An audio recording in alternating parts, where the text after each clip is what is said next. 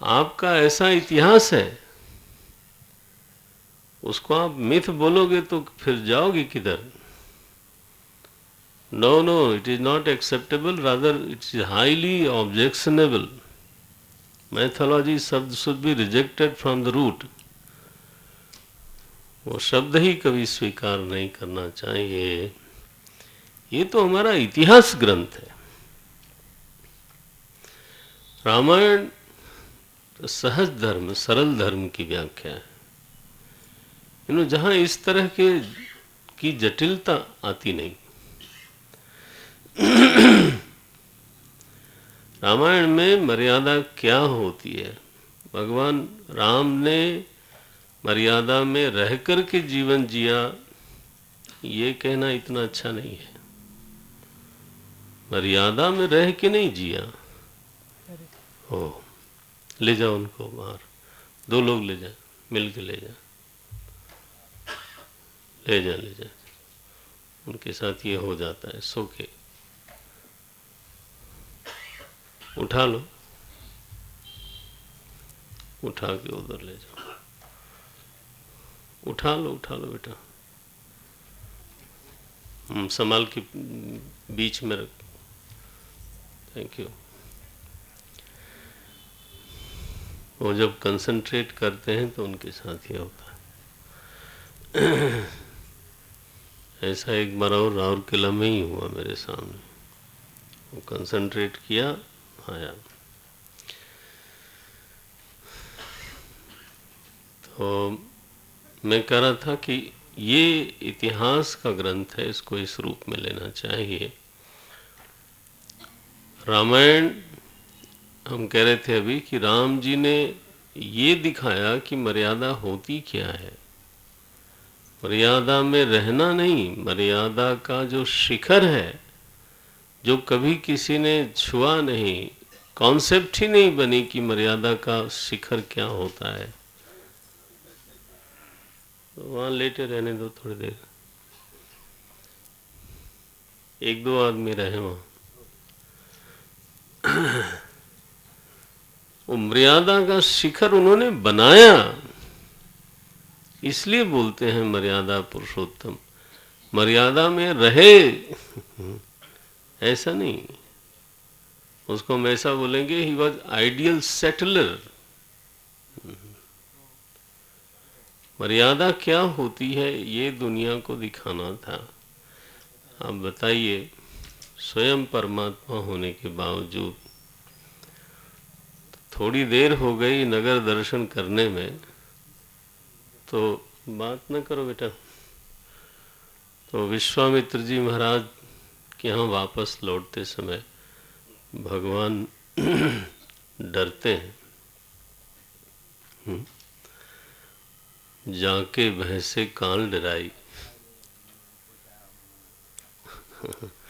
जिसके भैंसे काल भयभीत होता है तो वो डरते हैं.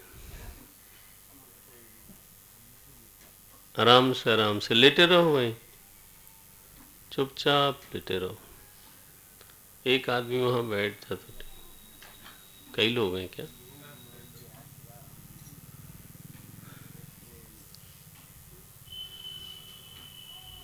हो सके भरसक बात नहीं करना. एक आदमी वहां है, वो बात कर रहे हैं क्या? उनसे कहना जरा चुप रहे, सुनाई नहीं दे रहा. अच्छा ठीक, ठीक है, ठीक.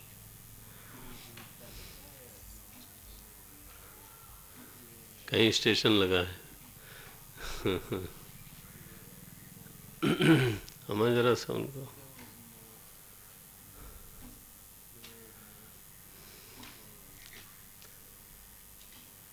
जे के बहते काल डराई, वो भजन प्रभाव दिखावत ताई.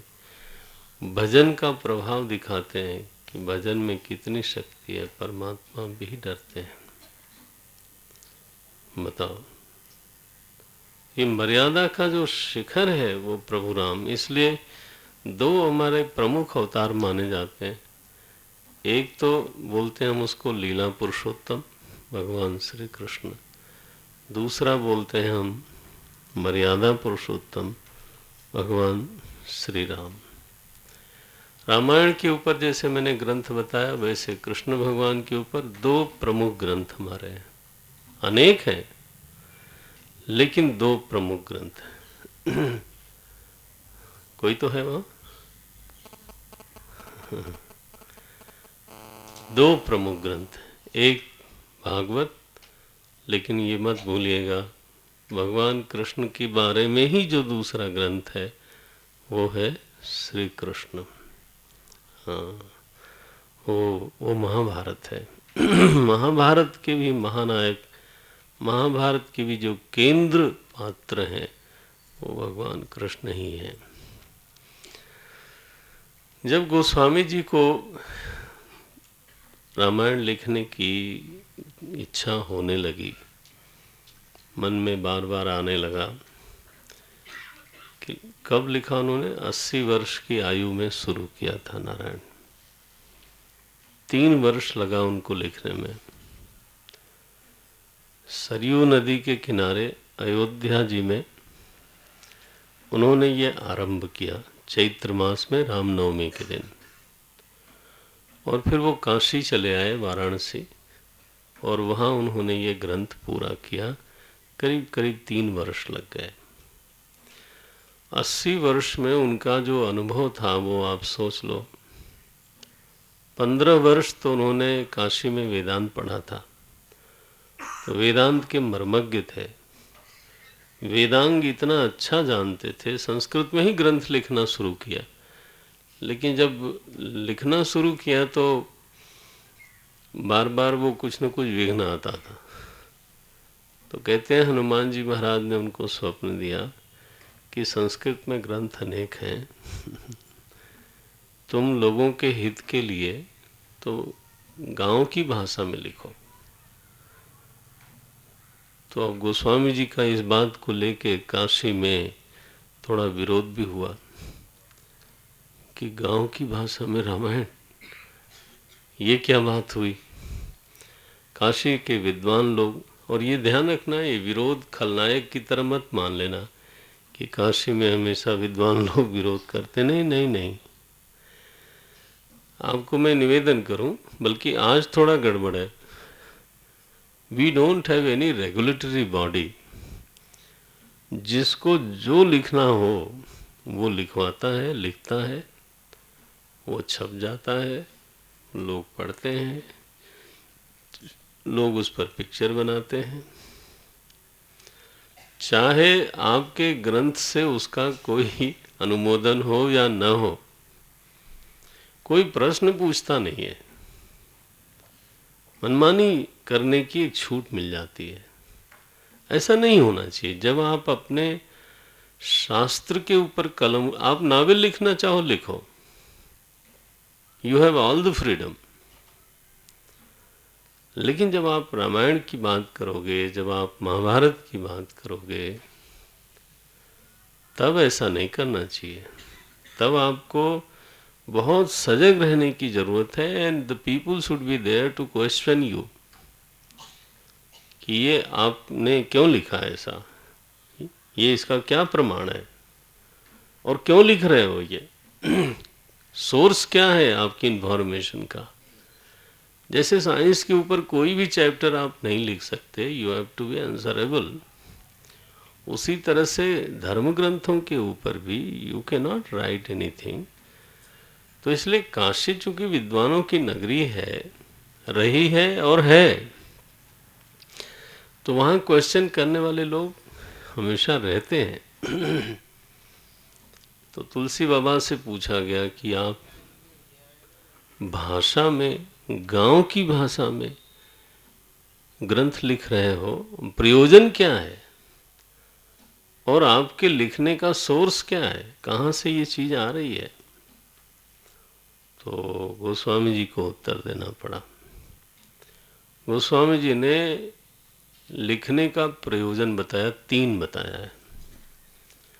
वो चौपाई जब हम आएगी तब बता देंगे, अभी मैं उसको समेट के आज थोड़ी भूमिका आपके सामने रख रहा हूँ। भूमिका के बिना बिल्डिंग नहीं बनती। प्लिंथ लेवल जरूर चाहिए। नींव भरना बहुत ज़रूरी है। नींव भरा जाए, मजबूती से भरा जाए, ठीक ठीक से भरा जाए, उसके बाद उस पर भवन बनाना जरा आसान होता है। And then building becomes faster also. वो सबसे बड़ा जो टाइम लगता है, नींव मजबूत हो और ऊंची बिल्डिंग को संभालने में समर्थ होनी चाहिए। ब्रह्मचारी लोग। तो भी नींव की बात चल रही है। गोस्वामी जी से पूछा गया कि आपका प्रयोजन क्या है लिखने का। बोले पहला प्रयोजन तो मेरा ये है कि भगवान का यश गाने से वाणी निर्मल होती है, ऐसा मैंने संतों से सुना है। तो जब दुनिया की चर्चा करते हैं तो मेरी वाणी में संभव है कि थोड़ी मलिनता आ जाए, क्योंकि लोगों की बात करेंगे उसमें गुण भी दिखाई देंगे, उसमें है ना, उसमें अवगुण भी दिखाई देंगे, उसमें थोड़ा राग भी होता है, उसमें थोड़ा द्वेष भी होता है, थोड़ी निंदा भी हो जाती है, और किसी की बेमतलब में चापलूसी भी हो जाती है। ये सब चीज़ें आती रहती हैं। तो वाणी दुनिया की चर्चा करते समय थोड़ी मलिन जरूर हो जाती है। आपका अनुभव होगा, मेरा तो है, मेरा तो जरूर है। जब भी दुनियावी बात होगी तब पक्ष जरूर आएगा, अपना पराया जरूर होगा। आप राजनीति की बात करो, जिस पार्टी से आपका मन थोड़ा सा नज़दीक है, आप उसकी बुराई नहीं सुन सकते, और बेमतलब की अच्छाइयाँ बताओगे जो कि है ही नहीं उसमें। और जिस पार्टी से थोड़ा विरोध है तो उसकी अच्छी से अच्छी बात भी हमको अच्छी नहीं लगती, उसमें कमियां जरूर ढूंढ डालते हैं। This is how we. तो गोस्वामी जी ने कहा कि वाणी को निर्मल करना है। वाणी तो व्याकरण से निर्मल होता है। वाणी तो शुद्ध भाषा बोलने के लिए आपका व्याकरण अच्छा होना चाहिए। बोले नहीं, व्याकरण से वाणी शुद्ध नहीं होती, व्याकरण से भाषा शुद्ध होती है। वाणी तो तब शुद्ध होगी जब हृदय निर्मल होगा। हृदय में अगर राग हो तो वाणी में राग आता है, हृदय में लोभ हो तो घुमा फिरा के अपने मतलब की बात जरूर करेगा आदमी। हाँ। और वाणी में अगर द्वेष हो तो वो तो सब ठीक है, किसी के बारे में बातचीत होती है फिर हम बोलते हैं हाँ वो सब तो ठीक है, लेकिन माने क्या, लेकिन माने अब दूसरा सुनो। ये लेकिन इतना भयंकर है, पहले का कहा हुआ सब धोल दिया जाता है। महात्मा तो अच्छे हैं, लेकिन अब बोलो आप, गया महात्मा। महात्मा अच्छे हैं लेकिन माने नहीं है अच्छे। तो हृदय में यदि द्वेष है, हृदय में यदि लोभ है, हृदय में यदि राग है, हृदय में यदि क्रोध भरा हुआ हो और आप कहो मीठा मीठा बोलोगे राम राम। वाणी में आग निकलती है यदि हृदय में आग हो। यही सच्चाई है ना। वाणी की निर्मलता का मतलब है हृदय की निर्मलता। अंतःकरण जितना निर्मल, वाणी उतनी निर्मल। चाहे भाषा आपकी बिल्कुल गांव की हो, मीरा की भाषा गांव की है, कबीर की भाषा गांव की है, तुलसी की भाषा गांव की है, माने हमारे प्राय सारे संतों की, हर प्रदेश के जो बड़े संत हैं उनकी भाषा कोई जरूरी नहीं कि संस्कृत हो। No no no, it's just local language. Dialect अलग अलग हो सकते हैं, लेकिन उनकी वाणी ऐसी अमृत है कि बताओ, सैकड़ों साल बीत जाने के बाद भी लोग उसको पढ़ते हैं, लोग उसको गाते हैं। अच्छा, एक और मज़ेदार बात है, होती है गांव की भाषा, लेकिन स्पर्श करती है प्राय पूरे देश को। माने संतों की भाषा, किसी भी भाषा में जब भजन गाते हैं लोग कायदे से, तो मन को वो छू लेता है, आदमी उसको छोड़ नहीं पाता। तो ये स्थिति है। गोस्वामी जी ने लिखा, वो पंक्ति है, निज गिरा कारण करन कारण, राम जस तुलसी कहे। तुलसी राम जस का वर्णन क्यों करता है? पहला प्रयोजन बताया, निज गिरा कारण करन कारण। अपनी वाणी को निज गिरा पावन करन कारण, राम जस तुलसी कहे। अपनी वाणी को पवित्र बनाने के लिए मैं भगवान के यश का आश्रय लेता हूँ। मेरी वाणी जब भगवान के यश का आश्रय लेगी तो भीतर तक निर्मल होता चला जाएगा। तो हम लोगों के लिए भी संदेश है कि वृथा कथा में ज़्यादा, जितना व्यवहार है उतना ज़रूरी है, लेकिन अन्यथा तो जरा दूसरी ही कथा करनी चाहिए। तो लोगों ने पूछा गोस्वामी से, बस इतना ही, यही प्रयोजन है? बोले नहीं, प्रयोजन तो गंभीर भी हैं। दूसरा एक प्रयोजन है कि हमने गुरु से श्रवण किया, हमने तो प्रवचन भी किया, लेकिन अब मैं लिखना चाहता हूँ। लिखने से क्या होगा? प्रवचन में जो श्रोता है वो हमारे हृदय में बहुत प्रेरणा पैदा करता है। श्रोता का स्तर अगर ऊंचा हो तो वक्ता के हृदय का ज्ञान स्फुरित होता है, उसके भाव बढ़ते हैं। मान लो श्रोता इतना ऊंचे स्तर का न हो तो वक्ता में चाहे जितनी जानकारी हो, ज्ञान हो,